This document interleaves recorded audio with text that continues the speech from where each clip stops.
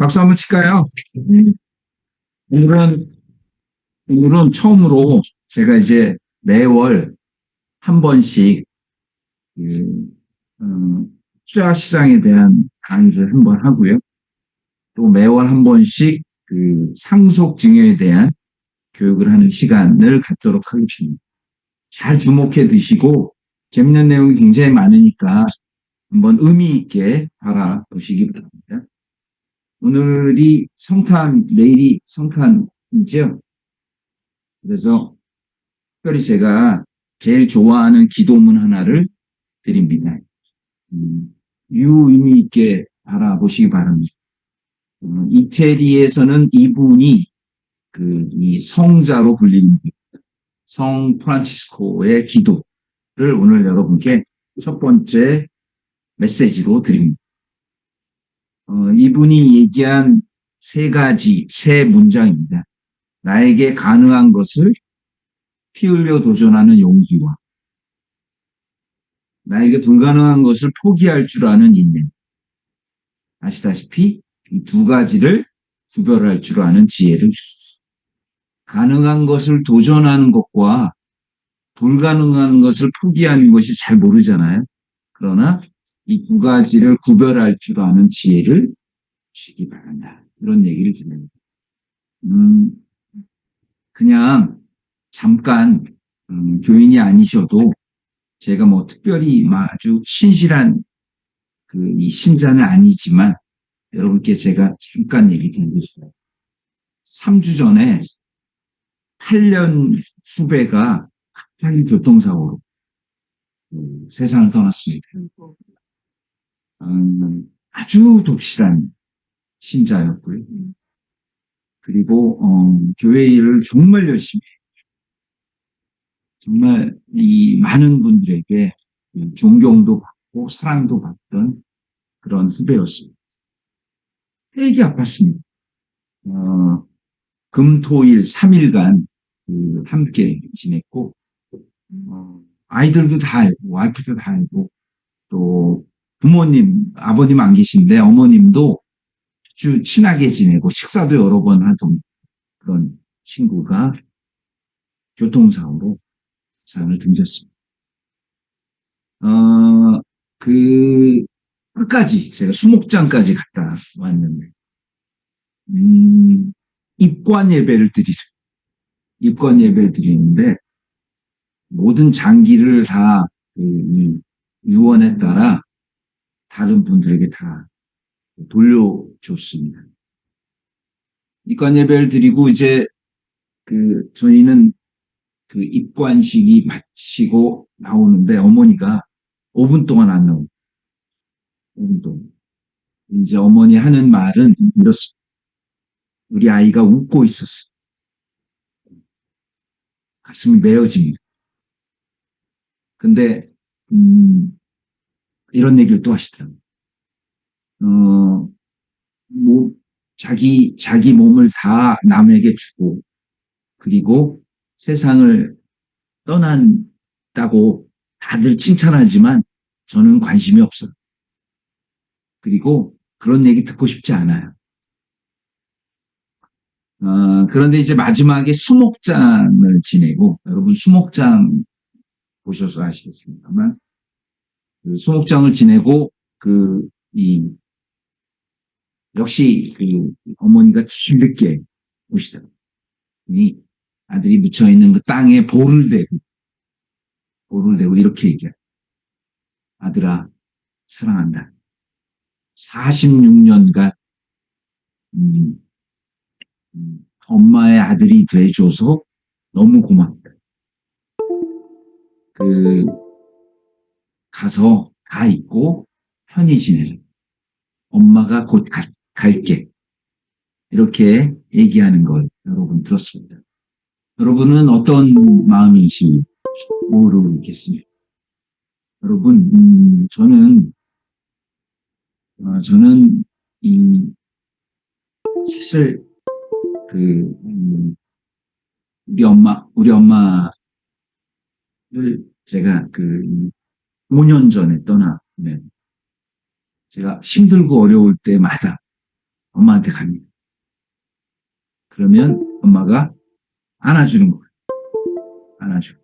아버지는 25년 전에 돌아가셨어요. 잘 생각이 잘 안 납니다. 그러나 우리 엄마는 저와는 각별했어요. 아주 가난했어요. 보통 가난한 게 아니라 정말 가난했어요. 제가 나온 대학교 1학년부터 4학년까지 총 120학점에 A 제로 하나 있고 올 A 플러스였어요. 제가 그 학교 생긴 대로 제일 잘했어요. 잘하고 싶어서 잘한 게 아니라 그걸 못 받으면 학교를 다닐 수 있어요. 그게 우리 엄마가 18살부터 가장이었어요. 18살. 그래서 가회에서 그 당시에 10만 원이면 굉장히 큰 돈이에요. 그걸 받아오면 온 식구가 그걸로 생활했습니다. 아버지는 쓰러져 있었고, 그때부터 저는, 이제 제가 제일 좋아하는, 오늘 뭐 특별한 여러분께 말씀을 드릴 건 아니고요.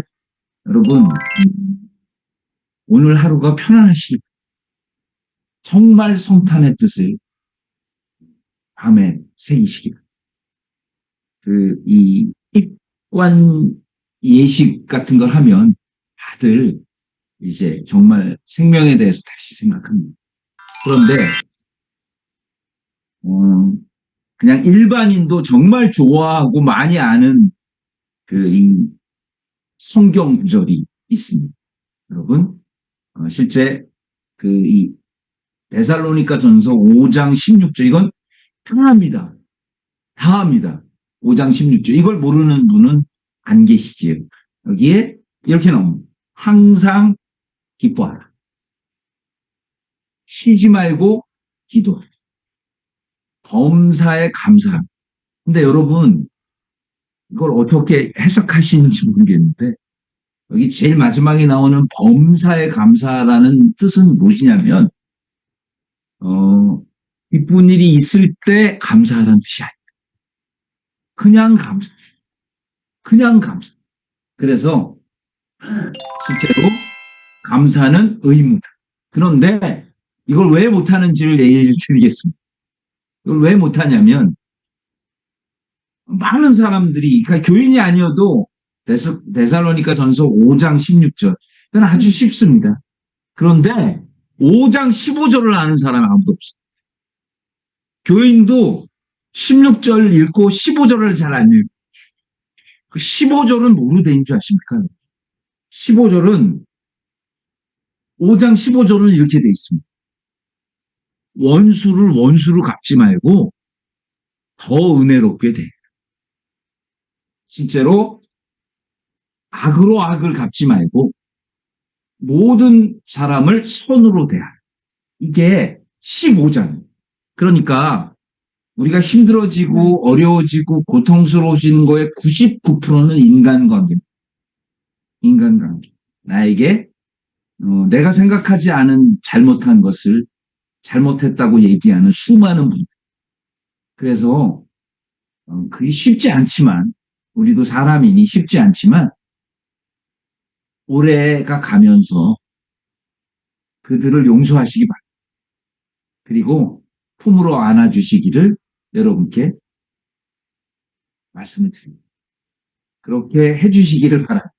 박수 한번 칠까요? 여러분 하버드 대학교에 가면 동상이 있거든요. 구두를 만지면 하버드 간다 그래가지고 구두를 막 만져서 그게 반짝반짝 빛나요.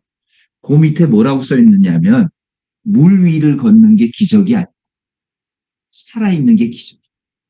물 위를 걷는 게 기적이 아니고 살아있는 게 기적이다. 이렇게 얘기를 합니다. 오늘의 주제는 여러분 이제 D-6일인데 특별한 얘기를 제가 좀 드릴 테니 잘 한번 들어봐. 상식적으로도 여러분이 아셔야 되고 종신보험을 판매하는 모든 분들이 이 내용을 모르시면 안 돼요. 다만 제가 주말에 읽은 책 중에 너무 기가 막힌 책들이 있어서 잠깐 한 구절만 소개합니다. 일본의 복권 판매 전문회사가 망해가는데 슬로건 하나 바꾸고 엄청나게 잘 됐다. 그 슬로건은 이겁니다. 슬로건은 여러분, 당신은 이미 당첨자일 수 있습니다. 무슨 뜻이냐면요. 손해를 부각합니다. 당신이 지금 사지 않았으니까 당첨자가 안 된 거야. 이익을 부각하지 말고 지금 하지 않으면 볼 손해를 부각해. 그래서 124.5%를 강조하지 말고 105%로 떨어지는. 그래서 19%가 떨어진다. 19% 떨어진다는 손해를 강조하고 이게 아주 중요한 심리, 이 책입니다. 제가 다음 달에 적절할 때 한번 무조건 팔리는 심리 마케팅 백 아주 재밌는데 여러분이 이거만 읽으시면 힘드시니까 요거에 보험이 연결되는 아주 재밌는 것들을 알려드리도록 하겠습니다. 이 말씀을 드리는데 1번입니다. 1번. 1번이 지금 하지 않으면 이익을 강조하지 말고 손해를 강조. 9%가 떨어집니다. 19%가 떨어집니다. 그래서 당신도 이미 당첨자일 수도 있습니다. 이렇게 보내셔라. 그래서 놓치게 되는 기회를 설명할 때 훨씬 더 포부력 있게 볼 수 있다. 이 말씀을 여러분께 드립니다. 자, 이제 다시 한번 저를 보시기 바랍니다. 매월 1회. 아주 재밌는. 정말 제가 이게 20회까지 하니까 이 20달 치거든요. 그런데 한 번에 하면 다 기억 못 합니다. 매월 1회 상속증여와 보험 시리즈. 상속증여 강의는 되게 많이 해요. 그런데 상속증여와 보험을 연결하는 강의는 제가 최고. 왜냐하면 세무사들이 보험을 연결할 줄 모르기 때문입니다. 요거를 지금부터 드리니 잘 주목해서 들으시기를 바랍니다. 상속증여의 제1번. 이거는 정말 메모하세요. 메모하십시오. 상속증여의 제1번은 여러분 김앤장 법률연구소가 있어요. 거기 상속증여 연구 분과가 있어요. 상속증여 연구 분과에 제가 강의 들었어요. 200만 원, 2시간. 1시간에 100만 원짜리죠. 그런데 30분을 이 강의를 해요. 30분을 상속증여의 진정한 의미. 그건 뭘까요?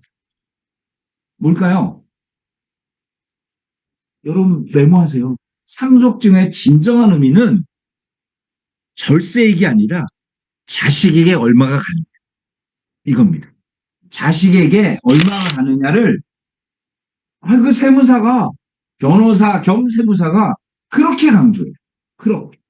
그래서 실제 여러분께 드립니다. 상속 중에서 제일 중요한 건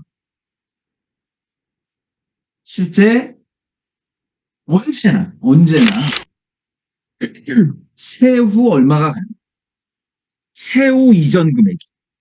그래서 다 이렇게 얘기해요. 절 보세요.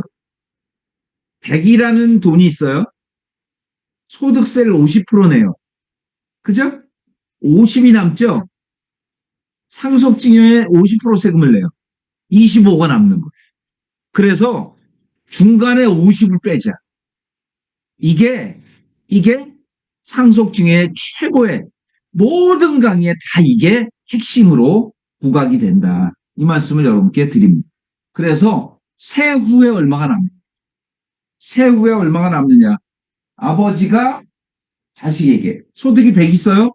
세금 50 내잖아요. 상속증여하면 또 50 내잖아요. 25가 남잖아. 중간 단계를 가장 짧게 아니면 이 중간 세금을 낮추는 거예요. 이 중간 세금을 낮추는 것 중에 제일 제가 계속 강조드린 건 패밀리 오피스. 중간 세금을 낮추는 거예요. 중간 세금을. 여러분 메모해 보세요. 법인 상속이라고 있습니다. 이런 거 처음 들어보시죠? 법인 증여가 아니라 법인의 상속세, 내 재산을 법인에 다 상속하는 걸 법인 상속이라고 해요. 처음 들어보시는 거죠? 이건 말이야 어떻게 하냐면요. 아버지 재산이 100억이에요. 그러면 며느리나 사위 이름으로 법인을 만들어요. 며느리나 사위 이름으로 법인을 만들고 유언을 통해 유증을 통해 유증을 통해 내 재산을 100% 사위 법인에 상속하는 거예요. 그러면 법인세만 내거든. 20%? 상속세 50%잖아. 30%를 절세하는 게 이게 뭐냐? 법인 상속이에요. 상속재산으로 보지 않아요. 더 중요한 게 뭐냐? 유류분 청구도 불가해요. 유류분 청구. 그래서 실제로 법인 상속, 법인의 증여는 여러 번 얘기했는데 주주 1인당 1억까지 증여세가 면제예요. 주주가 4명이면 4억을 1년에 증여해도 증여세가 없습니다. 전혀 없어요. 전혀 없어요. 주주가 8명이면 8억을 증여해도 됩니다. 그래서 손주까지 다 주주로 넣습니다. 손주까지 다 주주로. 중요한 거 다시요. 법인의 증여를 하든지 법인의 상속을 하든지 증여세 상속세는 없어요. 다만 법인세만 내. 다만 증여는 주주 1인당 1억이 넘으면 안 돼. 근데 중요한 게 증여가액이 10년간 미합산돼. 그래서 주주가 4명이면 내 재산에 현금을 줄 필요가 뭐 있어요. 부동산 지분 증여를 하면 매 4억씩 줄 수 있는. 그래도 전혀 증여세가 없어. 전혀 증여세가 없어. 그래서 법인을 설립하지 않고는 상속증여의 이야기를 꺼낼 수가 없게 되는 거예요. 근데 그 중에 뭐도 있다? 법인 상속. 법인 상속. 저는 가끔 얘기해. 다만 며느리나 사위가 불안하니까 어라지요. 그러나 중간 단계를 없애는 게 중요하다는 거예요. 소득세 50% 내고 상속증에서 50% 내면 75% 내니까. 그걸 없애는 게 중요한 이 말씀을 여러분께 드려요. 자, 잘 들으세요. 이제 우리나라의 가장 가혹한 소송, 가장 가혹한 소송은 바로 유류분 청구 소송. 유류분 청구 소송은 집안이 다 갈갈이 찍힌다고 보시면. 요즘 저와 함께 일하는 세무사 이런 얘기를 하는 거예요. 아버지가 건물을 5채 놓고 돌아갔어요. 그 돌아가신 이후에 누나와 동생, 남동생이 완전히 남이 됐대. 완전히. 왜냐하면 내가 갖고 싶은 5개의 부동산 중에 하나가 있는 거예요. 둘이 똑같아.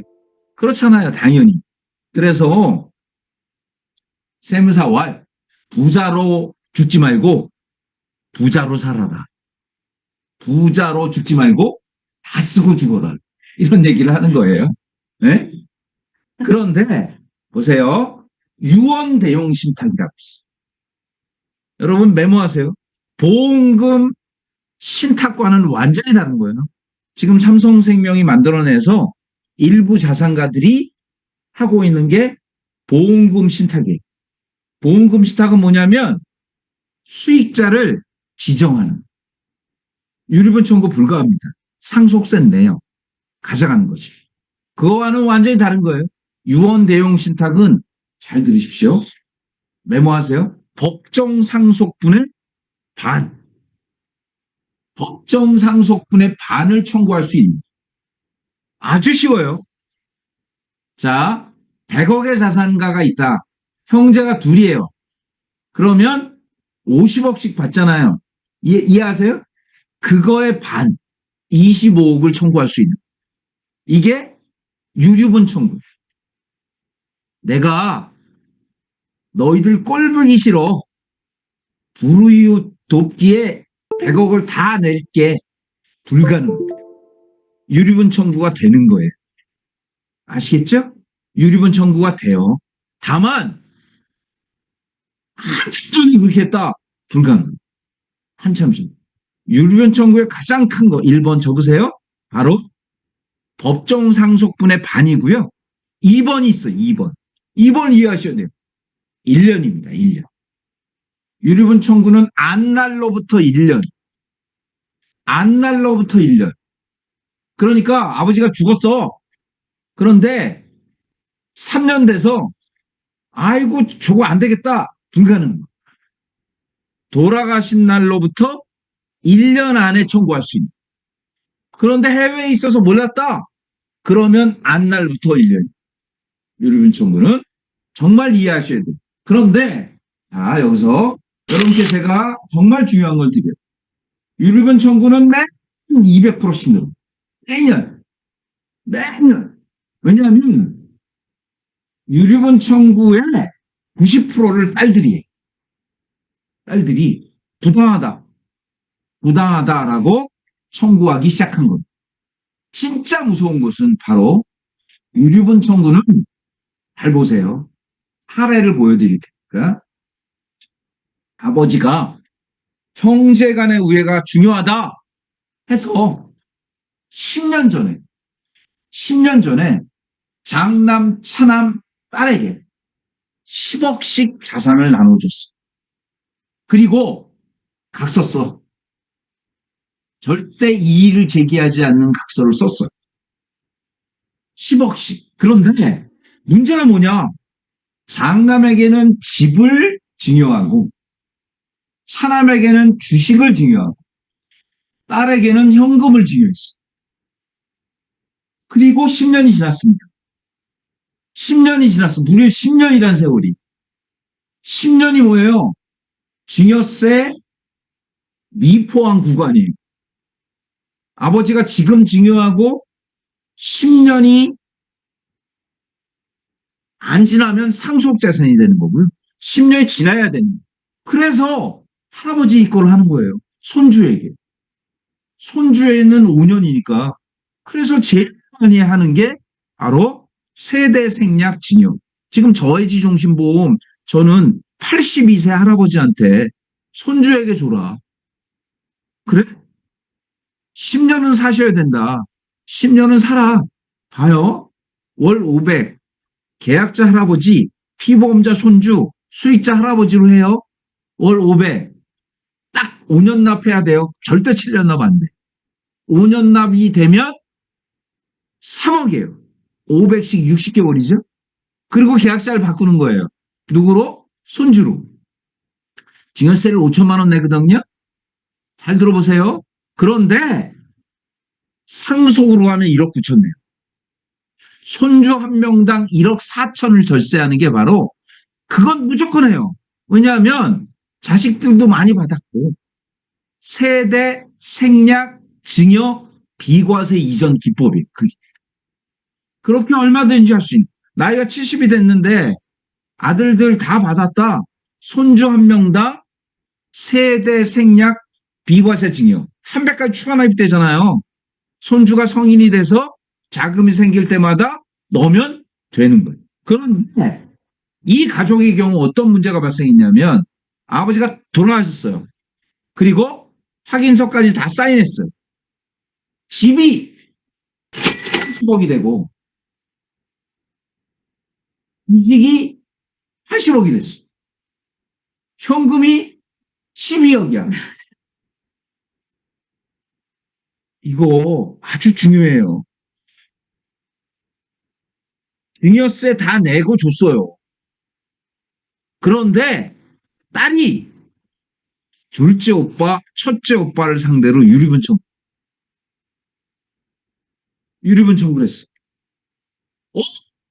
요것 봐라. 형이 동생을 상대로 유류분 청구를 했어요. 동생이 웃기는 짜장면들이네. 내가 말이야 주식을 잘 관리해가지고 80억이 됐는데 무슨 유류분이야. 말이 돼? 그래서 동생이 즉 차남이 유류분 청구를 거부했어. 말이 안 돼. 패소했어. 여러분 중요한 거. 불가능입니다. 거부할 수 없어. 메모하세요. 유류분은 1번 10년이 지나도 청구할 수 있어. 50년 전에 산소를 줬는데 지금 50억이 됐다. 청구할 수 있는 유류분은 10년하고 전혀 상관없어. 두 번째, 유류분은 징여 당시 가액이 아니라 사망 시 가액. 사망 시 유류분. 징여할 때 10억이 아니라 아버지가 돌아가셨을 때 가격이란 말이에요. 세 번째 강력한 게 원물 반환이 원칙이에요. 원물 반환. 돈으로 못 줘요. 주식으로 줘야 돼요. 이 경우에. 그래서 정말 무서운 거예요. 정말 무서워. 유류분은 세 가지. 10년이 지나도 30년이 지나도 청구할 수 있는 거예요. 유류분. 그러니까 제일 무서운 게 뭐냐? 30년 전에 아버지가 야, 네가 회사를 맡을 거니까 회사 주식을 준 거예요. 커졌죠? 청구할 수 있는. 회사 주식뿐만 아니라 땅을 줬는데 땅이 올랐어. 역시 청구할 수 있는. 유류분. 정말 무서운 거는 바로 원물 반환이 원칙이에요. 원물 반환. 땅이면 땅으로 줘요. 회사 주식이면 회사 주식으로 줘요. 가장 무서운. 유류분. 네, 해외에서 개가 유산 상속인이 됐다는 뉴스 많이 접하셨을 겁니다. 또 팝스타 마이클 잭슨이 갑자기 숨졌는데 사후 유산 분쟁이 있었단 말도 별로 없었습니다. 네, 다 발달한 신탁제도 덕분인데 정부가 국내 신탁업을 활성화에 나서겠다고 밝히면서 신탁 시장이 꿈틀거리고 있습니다. 박지성 기자입니다. 미국의 팝스타 마이클 잭슨은 생전 유언대용 신탁에 가입했습니다. 유산 20%는 어린이 자선단체, 나머지는 가족에게 분배하도록 해놓았는데 덕분에 갑자기 세상을 떠나도 유산 분쟁은 없었습니다. 이처럼 외국에서는 신탁 제도가 재산 증식용 금융상품을 넘어 다양하게 활용되고 있지만 국내에선 투자의 일부쯤으로 여겨져 별도의 법도 없습니다. 신탁시장 규모도 지난해 9월 710조 원으로 불과 3년여 새 잘 보세요. 자, 유언대용 신탁은 세 가지만 아시면 돼요. 유언대용 신탁은 여러분 유언장은 사망한 이후에 유효해. 유언장은. 유언대용 신탁은 굉장히 중요한 1년. 지금 맡기고 1년이 지나면 유효한 거예요. 1년이 지나면 유효한 거예요. 그래서 내 재산을 신탁회사에 맡겨 1년 이내 죽으면 유언대용 신탁이 안 돼. 1년은 있어요. 1년. 1년이 아주 중요한 수치예요. 아주 중요한 수치. 1년이라는 수. 그런데 내 재산을 여러분 유언대용 신탁에 아까 제가 법인에 상속했죠? 유언대용 신탁에 포함되지 않는 사람. 며느리, 사위, 손주예요. 며느리, 사위, 손주는 유류분 청구가 불가능. 그거를 여러분이 아셔야 돼요. 아주 중요한 예다. 이 말씀을 여러분께 강력하게 드립니다. 그래서 말씀드렸던 거고요. 자, 그럼 유언장과 유언대용 신탁의 가장 큰 차이는 제가 얘기했죠? 유언장은 언제부터 돼요? 사망 이후에 적용돼요. 유언대용 신탁은 1년이요. 1년. 유언장은 여러분 메모하세요. 유언장은 아주 중요한 걸 자필로 전혀 문제 없어요. 내가 다음에 오늘은 시간이 없으니까 얘기하는데 유언장 돈 들일 필요도 전혀 없어요. 녹취하면 되고요. 만일에 손으로 못 쓴다 그러면 여러분이 증인이 돼서 녹취하면 돼요. 그런데 손으로 쓴다의 가장 중요한 거 메모하세요. 반드시 도장이에요. 사인이 안 돼요. 사인이 인정이 안 돼요. 반드시 도장 찍어야 돼요. 도장. 유언장은 사인으로 해결이 안 돼요. 막도장이라도 도장을 찍어야만 해결이 되는 거예요. 유언장은. 그리고 유언장을 증인이 없다면 온 가족이 있는 데서 개봉해요. 온 가족이 있는 데서 개봉해요. 이 말씀을 여러분께 드립니다. 자, 유언 대용 신탁이 활성화되는 것은 결국 내가 원하는 사람에게 더 많이 주겠다. 유언 대용 신탁은 유류분 청구가 불가능. 유류분 청구가 아예 안 돼. 아예 안 됩니다. 그런데 여러분 유류분 청구에 관한해서 아주 중요한 법이 두 개가 통과됐어요. 적으세요. 하나가 구하라법. 구하라. 뭐였지? 구하라가 그룹 이름이 뭐더라? 타라. 구하라법이 통과된 거예요. 그래서 폐륜을 저지른 자식과 부양 의무를 게으리한 부모는 유류분 청구가 안 돼요. 안 됩니다. 카라의 구하라가 2019년에 죽었거든요. 목욕탕에서 자살했어요. 그런데 엄마가 나온 거예요. 갑자기. 20년간 연락을 안 하던 엄마가 와서 유류분 청구를 했는데 유류분 청구가 받아들여졌어요. 왜냐하면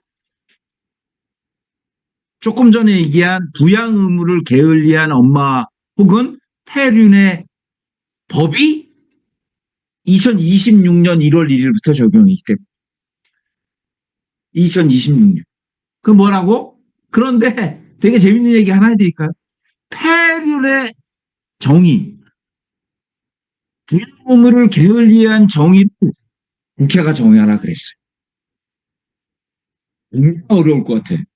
굉장히 어려울 것 같아, 정의는. 다만 2026년 1월 1일부터는 폐륜이나 부양 의무를 게을리한 직계 비속이나 직계 존속은 유류분 청구가 불가능. 두 번째 유류분 청구가 불가능한 건 아예 적용됐어요. 형제 자매. 형제 자매는 유류분 청구가 불가능합니다. 그건 작년부터 불가능해졌어. 무슨 얘기냐? 혈연 단신이야. 여러분 상속 순위는 이렇게 됩니다. 적으세요. 1번 직계 비속. 직계 비속과 배우자. 그러니까 자식과 배우자예요. 2순위는 직계 존속. 뭐죠? 부모. 3순위는 형제 자매. 4순위가 뭘까요? 4순위는 사촌이에요. 사촌. 그런데 사촌도 없어. 그럼 어떻게 되는 줄 아세요? 국가에 귀속됩니다. 안 줍니다. 안 줘요. 여러분 그래서 지금 SK가 그거 곧 때리는 거예요. 한 거예요. 5촌에게 일감 몰아주길. 5촌에게 일감 몰아주길. 상속증여세와 관계가 없는 거죠. 자, 중요한 거. 아주 중요한 거예요, 여러분. 아주 중요한 거. 바로 유언대용 신탁 종신보험하고 별로 다를 게 없어요. 자, 유언대용 신탁과 종신보험을 비교합니다. 오늘의 제일 중요한 거죠. 1번 유언대용 신탁은 생전 막힌 지 언제부터 된다고? 1년이죠. 종신보험도 유니버설 기능 때문에 바로 되는 거고요. 두 번째, 재산분할 방지되죠? 종신보험도 여러분 자산은 상속자산이 있고 고유자산이 있어요. 고유자산은 유류분 청구 불가능. 유류분 청구. 다만 사망하기 1년 전에 수익자를 바꾼 종신보험은 유류분 청구 가능합니다. 그게 이번에 판례가 됩니다. 이혼 소송 중에 남편이 종신보험을 들고 이혼한 다음에 수익자를 바꿨어. 그래서 전 부인이 유류분 청구를 합니다. 그건 받아들여졌어. 그러니까 자, 이거 아주 중요해요. 종신보험은 아예 유류분 청구가 불가능합니다. 불가능해요. 다만 사망 1년 전에 사망 시 수익자를 바꾼 건은 가능합니다. 가능합니다. 그래서 수익자 지정. 종신보험 여러분 반드시 수익자 지정하라 그러세요. 내년에 고객을 만나서 다 수익자 지정을 권유하시기를 바래. 세금 승낙 상속 당연히 가능하고요. 재산보호 특별 공동수익자 지정 다 됩니다. 가장 중요한 거 여러분 이제 오늘의 가장 큰 주제 메모하세요. 종신보험의 사망보험금은 고유재산이다. 상속재산이 아니에요.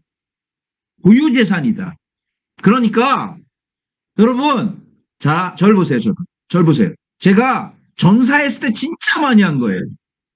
지금 신용불량자야. 신용불량자는 보험가입이 돼요, 안 돼요? 전혀 문제 없이 돼요. 가입은 돼요. 보험금을 받으면 반을 국가가 가져가는 거예요. 그런데 사망해서 가져가는 거는 고유재산이니까 국가가 못 가져가는 거예요. 사망보험금은 고유재산인 거예요. 고유재산. 다시요.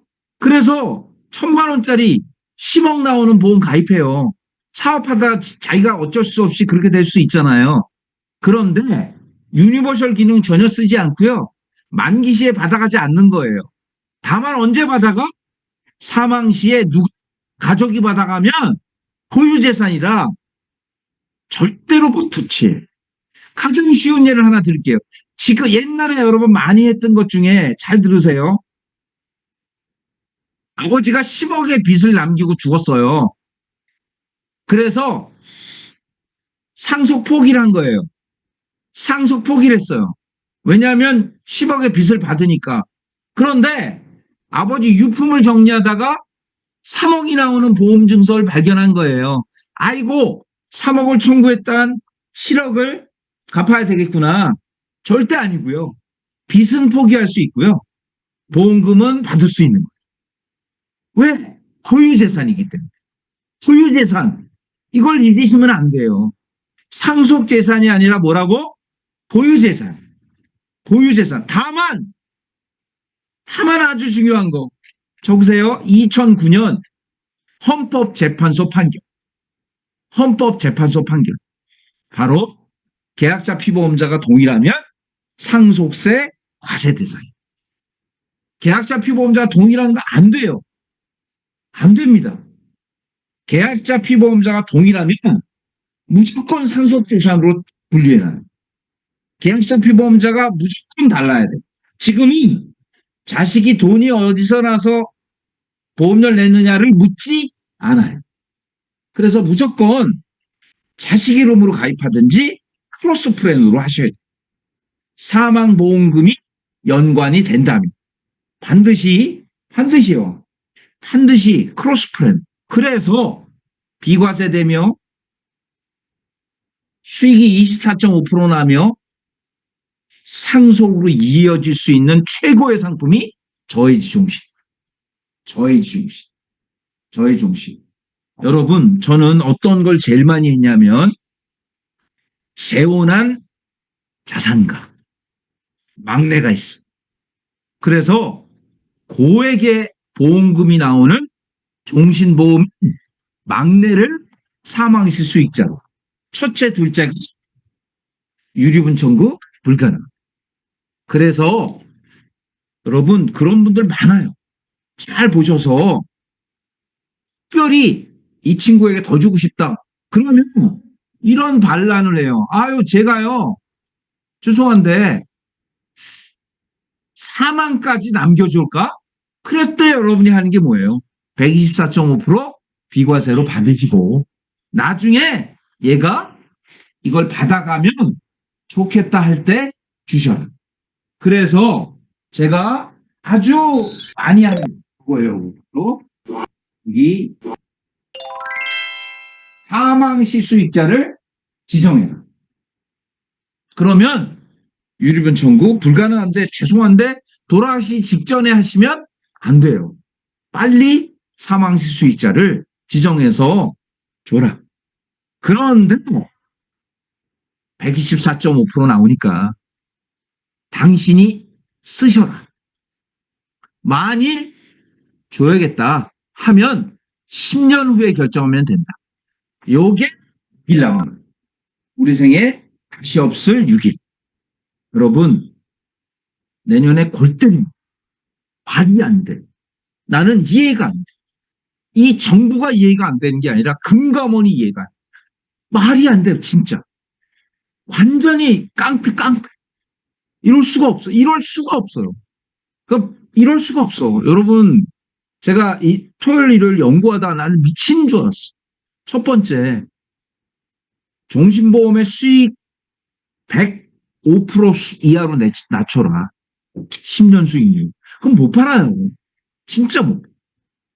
105% 이하로 낮춰라. 4월 1일 한도로 딱 정해놓은 거예요. 두 번째가 뭐냐. 전산이 한국이 엄청 잘 돼 있잖아. 그래서 봐요. 지금 허점이 뭐냐면 치매 입원비를 여기서 10만 원, 여기서 10만 원, 여기서 10만 원 받으면 30만 원 불가능하게 하라.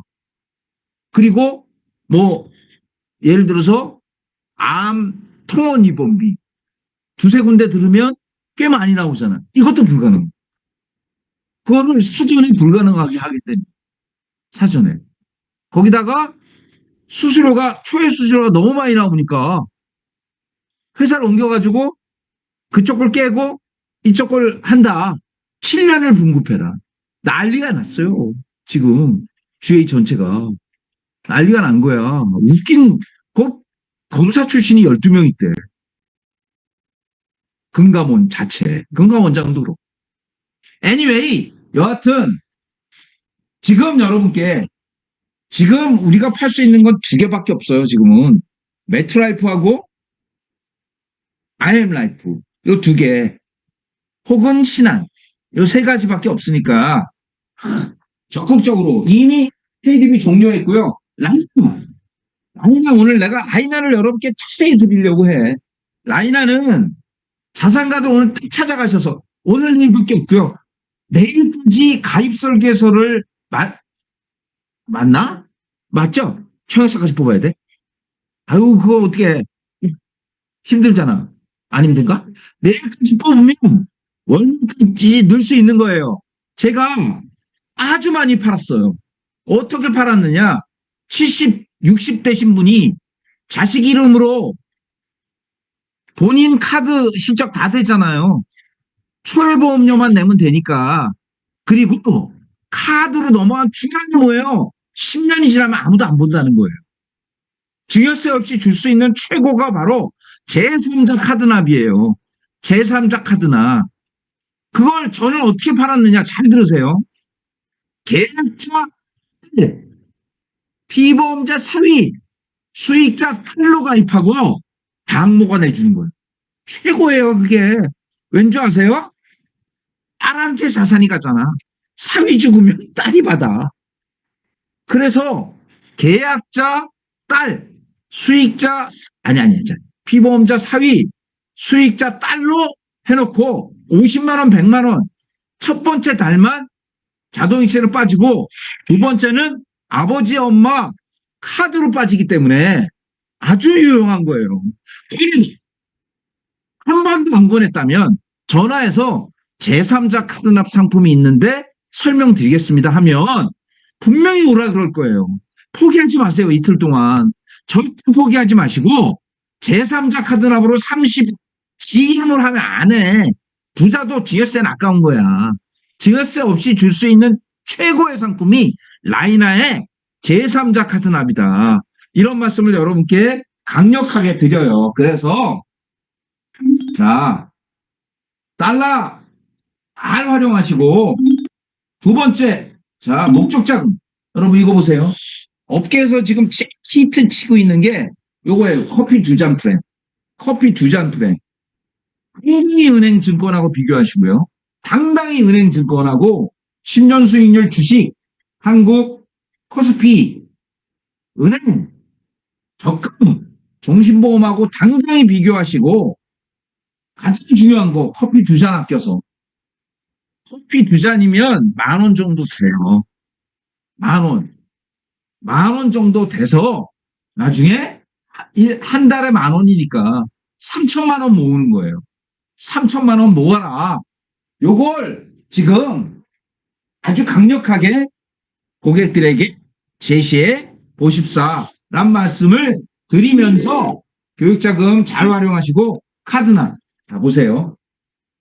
이걸 제가 요즘 자제분들이 결혼이 늦잖아요. 그래서 제가 제일 많이 설명한 건 뭐냐면 잘 들으세요. 진짜로 메모하세요. 제 말대로 해보세요. 야, 이거 꼼수 아니야? 이렇게 나와요. 야, 이거 꼼수잖아. 이거 나 걸리면 큰일 나. 다 이렇게 나와요. 그걸 막는 게 뭐냐? 결혼 공제예요. 결혼하면 1억 5천까지 증여세가 면제잖아요. 자, 그거대로 할 거예요, 그 사람들이. 그러니까, 그렇죠. 당연히 그렇죠. 그러니까, 10년 안에 결혼한다고 치시고, 100만 원짜리 해주세요. 해보세요. 계약자 피보험자 수익자를 자식으로 하라고. 그러면, 아유, 얘 통장에 내가 돈을 넣어줘야 되네. 돈이 빠졌다가 내 통장에서 빠져서 얘 통장에 들어가네. 아, 나 그거 좀 찝찝한데? 이런 사람이 많을 거예요. 그게 제3자 카드 납이에요. 그런데 제가 얘기하는 건 뭐냐면 증여세 없이 주는 거잖아요. 그럼 고객이 아 이거 될까? 이렇게 의심한단 말이에요. 해야 되는 게 뭐냐? 결혼 공제. 결혼하면 1억 5천까지 면세되니까 기왕 아직 배우자 감도 없고 결혼할 계획도 없지만 지금 해두셔라. 이게 제가 토요일날 만들어서 여러분께 드린 바로 제3자 카드납에 요거 바로 자, 잘 보세요. 제가 이걸 이렇게 하라는 게 아니에요. 이렇게 하라는 게 아니고 자, 월 100만 원 한다고 쳐. 그러면 8,400만 원이잖아요. 이해하세요? 7년에 8,400이잖아요. 그러면 아유 5천만 원 다 고객들은 아유 5천만 원까지만 면세인데 이거 될까? 이렇게 결혼공제로 면세시키면 된다. 이거 안심을 시켜주라고요. 안심을. 가장 쉽잖아요. 제3자 카드나 가장 쉬운 게 카드는 내가 끊고 납입은 자식 이름으로 들어가는 게 제3자 카드 납이에요. 그런데 다 증여에 대해서 문제를 제기할 수 있어요? 없어요? 있죠? 그래서 여러분께 제가 드리는 게 이거예요. 자, 20세 남자 7년 납 142만 원을 넣었어요. 그러면 2회 이후에 아버지가 넣는 거예요. 아버지 카드로. 이해하시죠? 그런 다음에 30세가 되면 해약환급금이 1억 4,887만 원이에요. 1억 4,817만 원. 30세에 결혼할지 안 할지 몰라. 그러나 혼인 증여일 공제 플러스 마이너스 2년 플러스 마이너스 2년이니까 결혼 32세에 해도 줘도 되고 28세 했으면 만기 돼서 10년 비과세돼서 줘도 된다. 이 뜻이에요. 여러분 세일은 딴짓하는 그 순간이 그래 하자 이게 돼요. 지금까지 내가 못했다. 얼마나 좋아요. 라이나가 24일까지만 팔고 안 판다는데 얼마나 좋아 지금. 이 방송을 보는 분들이 이게 계기예요. 왜 안 팔까? 아유 이런 문제가 있어서 수익이 너무 많이 나서 안 팝니다. 그러니 지금 가입하십시오. 다만 뭐예요? 제3자 카드나 당신의 카드 실적은 다 인정되고 그 카드 실적은 다 인정되고 계약 보험료는 자식으로 들어간다. 통장 거래가 없잖아요. 통장 거래가 없이 넘겨줄 수 있는 최고의 상품이 바로 누나 제3자 카드납이다.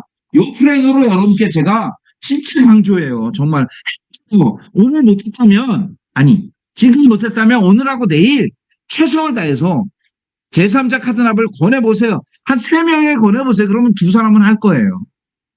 2사람 분명히 합니다. 다시는 나오지 않을 최고의 기회 124.5%보다 저는 더 아까운 게 제3자 카드납이 없어진다는 겁니다. 그런 면에서 진짜로 자산가들에게 여러분 절 보세요. 제3자 카드납이라는 제도가 유일무이하게 라이나에서 있었는데 내일까지만 있답니다. 제 설명을 한 번만 들어봐 주십시오. 이러고 만나보세요. 그러면 특히 자산가들은 그래? 우리 딸이 아직 시집 안 갔는데 우리 아들이 시집 안 갔는데 그럼 너무 좋은 거예요. 너무 좋은 거잖아요. 100만 원씩 해라. 아니면 이 금액대로 142만 원 하면 1억 5천 이하니까 10년이 아예 142만 한 구자 두 구자 들어라. 그럼 징역 어떻게 돼? 아유 나 그거 걸리는 거 아니야?